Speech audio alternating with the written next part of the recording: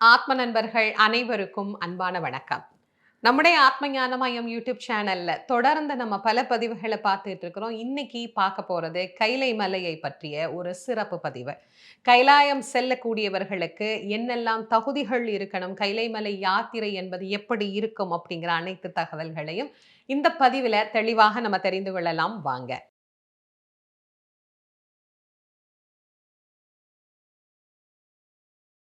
நம்முடைய ஆத்மஞான மையம் YouTube channel நடத்துற மாதிரியே நிறைய நல்ல ஆன்மீக விஷயங்களை செஞ்சிட்டு இருக்கிறோம். இது தொடர்ந்து பார்க்குற உங்களுக்கு கண்டிப்பா தெரியும் அப்படின்னு நினைக்கிறேன். ஆன்மீக வகுப்புகள் நம்ம நடத்துறோம், திருவிளக்கு பூஜைகள் நடத்துறோம், பல ஹோமங்கள் நடத்துறோம். அதுபோல ஆன்மீக யாத்திரைகள் அப்படிங்கிறத சிறப்பாக நம்ம நடத்திட்டு இருக்கிறோம். இலங்கை யாத்திரை, சார்தாம் யாத்திரை, பஞ்சத்வாரகா யாத்திரை, இப்படி நிறைய யாத்திரைகளை நம்முடைய ஆத்மஞான மையத்தின் சார்பாக ஒரு வருடந்தோறும் நம்ம நடத்திட்டு இருக்கிறோம். இப்ப ஆறுபடை வீடு போறதோ, இந்த பஞ்சத்வாரகா யாத்திரை, சார்தாம் யாத்திரை இதுக்கெல்லாம் ஒரு பெருசா மக்களுக்கு இது இங்க என்ன இருக்கு, இங்க என்ன பண்ணணும் அப்படிங்கிறத சொல்ல வேண்டிய அவசியம் இல்ல. ஏன்னா அவங்களுக்கு இத பத்தி தெரியும். இப்ப காசி யாத்திரை நாங்க அழைச்சிட்டு போறோம்னா எல்லாருக்கும் காசிய பத்தி தெரியும். ஆனா வழிகாட்டுதலோட போறதுக்கு தான் அவங்களுக்கு என்ன தேவைன்னா, ஒரு நல்ல வழிகாட்டி தேவை. ஆனா இந்த கைலைய பத்தியே இன்னும் நெறைய பேருக்கு ஒரு புரிதல் அப்படிங்கிறதே வர்றதில்ல. அதனால தான் பல ஆண்டுகள் இந்த யாத்திரைய நாங்க நடத்தினா கூட, ஒவ்வொரு ஆண்டும் அதை பத்தின தகவல்கள உங்களுக்கு நான் சொல்லிக்கிட்டு தான் இருக்கிறேன். இந்த 2026ஆம் ஆண்டுக்கான திருக்கைலை யாத்திரையை நீங்கள் மேற்கொள்ள வேண்டும் அப்படின்னு நினைச்சிருந்தீங்கன்னா, உங்களுக்கு ஏற்படக்கூடிய சந்தேகங்களுக்கு ஒரு விளக்கம் தரக்கூடியதாக இந்த பதிவு உங்களுக்கு கண்டிப்பாக அமைஞ்சிருக்கும் அப்படின்னு நான் நம்புறேன். கைலைக்கு யாரெல்லாம் போலாம்? இந்தியர்கள் 70 வயது வரை உள்ளவர்கள் தாராளமாக பயணிக்கலாம். முதல்ல மனத்தகுதி, மன தைரியம் அப்படிங்கிறது வேணும். நான் அதத்தான் எப்பயுமே முதல் தகுதியா நான் சொல்லுவேன். மனதளவுல கண்டிப்பா நான் கைலாயம் போகணும், சிவன பார்க்கணும் அப்படிங்கிற ஒரு ஆர்வமும், ஒரு உத்வேகமும் உள்ளவர்கள் கண்டிப்பாக பயணம் செய்யலாம். அடுத்த கேள்வி நெறைய பேருக்கு பெரிய கேள்வியே அதுதான். இப்போ இதய கோளாறு, நுரையீரல் கோளாறு இது இல்லாதவர்கள் தாராளமாக பயணம் செய்யலாம். சுகர் இருக்கு போலாமா? பிரஷர் இருக்கு போலாமா? அப்படின்னு நெறைய பேர் கேட்கிறீங்க. சுகர், பிரஷர்லாம் இன்னைக்கு இல்லாதவங்களே இல்ல அப்படிங்கிற நிலைமைக்கு சமூகம் மாறிக்கொண்டிருக்கு. அதனால இதுதான் 2 பிரச்சனை தான் கொஞ்சம் பெரிய பிரச்சனை. இது இல்லாதவர்கள் தாராளமாக கைல யாத்திரையை மேற்கொள்ளலாம்.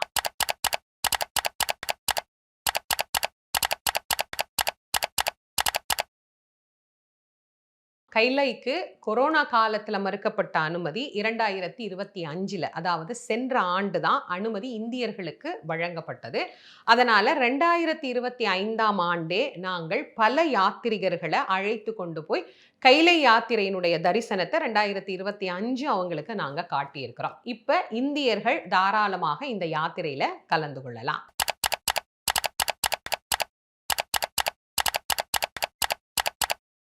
நீங்க கேட்கறது சரிதான். இப்ப நீங்க அவங்கள பார்த்தா இந்தியன் மாதிரியே இருப்பாங்க. தமிழ்ல நல்லா பேசுறாங்களே அப்படின்னு நீங்க யோசிப்பீங்க. அவர்கள் இந்திய வம்சாவழியைச் சார்ந்தவர்கள்.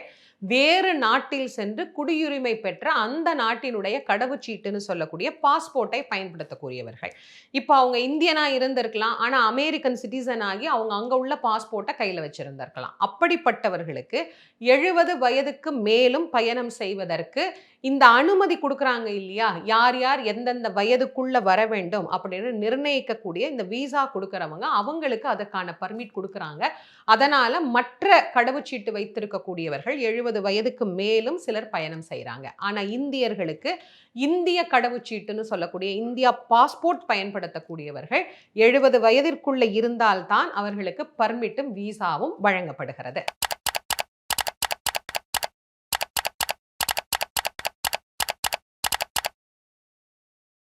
கைலாயம் இந்திய எல்லைக்குள் இல்ல. திபெத்தில தான் கைலாயம் அமைந்திருக்கு. திபெத் என்பது சிசாங் அப்படின்னு பெயர் மாற்றம் செய்யப்பட்டு, சீனாவோடு இணைக்கப்பட்டு இருக்கிறது. அதனால நம்ம இது வெளிநாட்டுக்கு தான் போறோம்.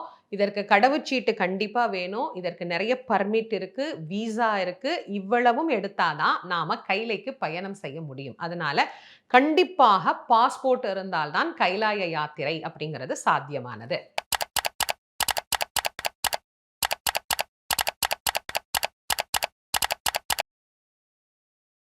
கைலாயத்தை நம்ம தரிசனம் பண்ணிட்டு வர்றதுக்கு மொத்தம் 14 நாட்கள் நமக்கு தேவைப்படும். இந்த 14 நாட்கள் தான் நாங்க யாத்திரையாக ஆத்மஞான மையத்தின் சார்பாக அழைச்சிட்டு போறோம். ஏன்னா, இதுதான் கால சூழ்நிலைக்கு ஏற்ற மாதிரி பொறுமையா அங்கங்க தங்கி, அதற்கு பிறகு நல்ல ஓய்வோடு போய் நல்லபடியா தரிசனம் பண்ணிட்டு வர்றதுக்கு ஏதுவாக இருக்கும். குறைஞ்ச நாள்ல முடியாதாம்மா அப்படின்னு கேட்டீங்கன்னா, 10 நாள்ல போலாம். அது சில இடங்கள்ல ஹெலிகாப்டர்ல பயணம் பண்ணி போற மாதிரி இருக்கும். அது கட்டணம் மிக அதிகமாக இருக்கும் அப்படிங்கிறதுனால, நாங்க இந்த தரை வழியில போகக்கூடிய 14 நாட்கள் யாத்திரைய தான் நாங்க ஆத்மஞான மையத்தின் சார்பாக நடத்துறோம். நாம இங்க நம்ம இந்தியாவுக்குள்ள எங்க நம்ம இருந்தாலுமே, இப்ப சென்னையிலிருந்து நீங்க எடுத்துக்கோங்களேன். சென்னையிலிருந்து காட்மாண்டு போயிரணும். காட்மாண்டுல இருந்து சைப்ருபேசி அப்படிங்கிற இடத்துல தங்கி, கெருங், சாஹா, மானசரோவர், தார்ச்சன் இது வரைக்கும் நம்ம போய் பயணம் பண்ணி தங்கிருவோம். இப்ப தார்ச்சன்ல இருந்து தான் நாம இந்த கைலை மலையினுடைய தரிசனம் அப்படிங்கிறத பார்த்துட்டு மானசரோவர்லயே பார்த்துறலாம். மானசரோவர், தார்ச்சன்ல இத பார்த்துட்டு அதுக்கப்புறமா நாம பயணம் பண்ணி தெற்கு முகம் பார்க்குற இடம் தான் யமதுவார் அப்படிங்கிற ஒரு இடம். அங்கிருந்து தெற்கு முகத்தை நம்ம தரிசனம் பண்ணிட்டு அதற்கப்புறமா நம்ம போய் தெராபுக், ஜுதுல்புக் அப்படிங்கிற இடங்கள்ல தங்கி பயணம் பண்ணிட்டு இப்ப எப்படி போனோமோ அதே மாதிரி திரும்பவும் நாம நேபாளத்தில் இருக்கக்கூடிய காட்மாண்டுக்கு வந்துட்டு அதுக்கப்புறம் நம்ம ஊருக்கு வந்துடலாம். இதுதான் ஒரு 14 நாட்கள் முழுமையாக கையிலேயே போய் நாம தரிசனம் செய்து வரக்கூடிய வழியாக அமைஞ்சிருக்கு.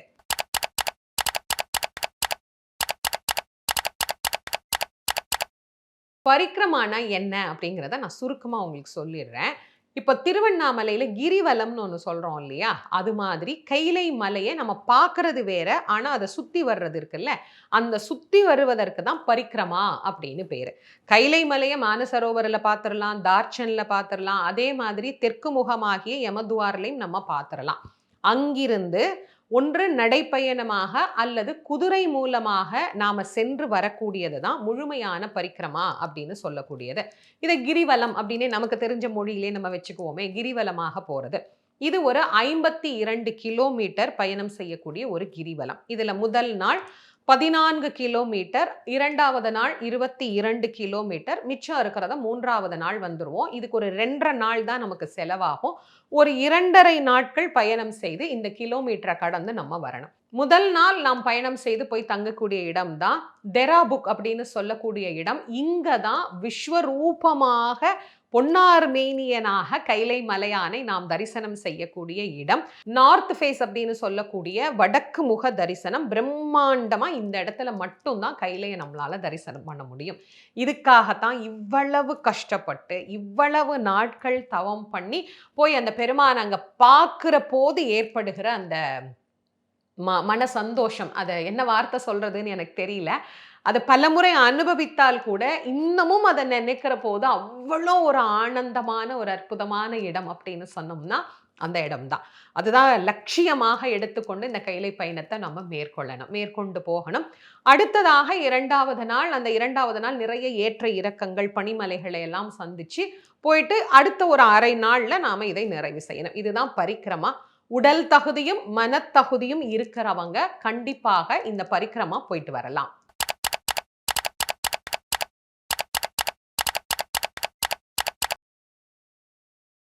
இந்த கைலையினுடைய பயணம் திபெத்தை சார்ந்து தான் நாம பயணம் பண்ணணும். திபெத்துக்குள்ள தான் நம்ம போறோம். நாம திபெத்துக்குள்ள போறதுக்கு, அங்க தங்குறதுக்கு, சாப்பிடுறதுக்கு, அங்க பயணம் செய்வதற்கு நமக்கு நிர்ணயம் செய்யப்பட்டிருக்கக்கூடிய கட்டண தொகை இந்தியர்களுக்கு அப்படிங்கிறது மிக அதிகமாக இருக்கிற காரணத்தினால, அவர்களுக்கே நம்ம நிறைய செலவு செய்ய வேண்டியதா இருக்குது. இதுக்கு 1. 2வது இதற்கான விமான கட்டணம் அப்படின்னு பார்த்தீங்கன்னா, இப்ப சென்னையிலிருந்து டெல்லி வரணும், டெல்லியிலிருந்து காட்மாண்டு வரணும். இந்த விமான கட்டணங்களும் இப்போ ரொம்ப அதிகமாக இருக்கு அப்படிங்கிற காரணத்தினாலும், இன்னொன்னு இது 14 நாட்கள், ஒரு 5 நாள் 6 நாள் கிடையாது இல்லையா? 14 நாட்கள் அப்படிங்கிறதுனால தங்குறது, சாப்பிடுறது இப்படின்னு அனைத்தையும் சேர்த்தீங்கன்னா, இதனுடைய பொருட்செலவு அப்படிங்கிறது அதிகமாகத்தான் நமக்கு வருகிறது.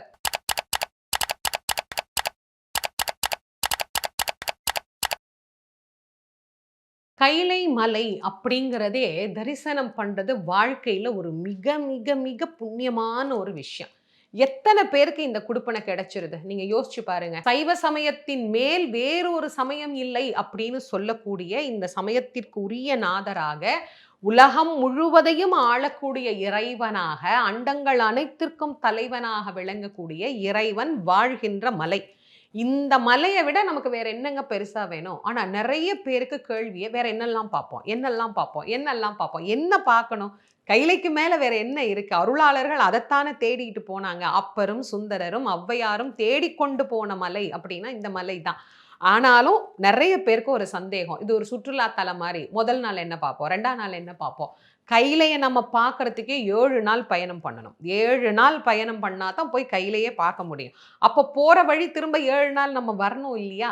இடையில நடுவுல இருக்கக்கூடிய நிறைய பள்ளத்தாக்குகள், நிறைய மலைகள், நிறைய அருவிகள், ஆறுகள் இந்த மாதிரி இயற்கை காட்சிகள் நமக்கு பார்க்க பார்க்க சலிக்காது அப்படிங்கிற அளவுக்கு அவ்வளோ இயற்கை எழில் நிறைந்த இடங்களை எல்லாம் பார்த்துக்கிட்டே தான் நம்ம போவோம்.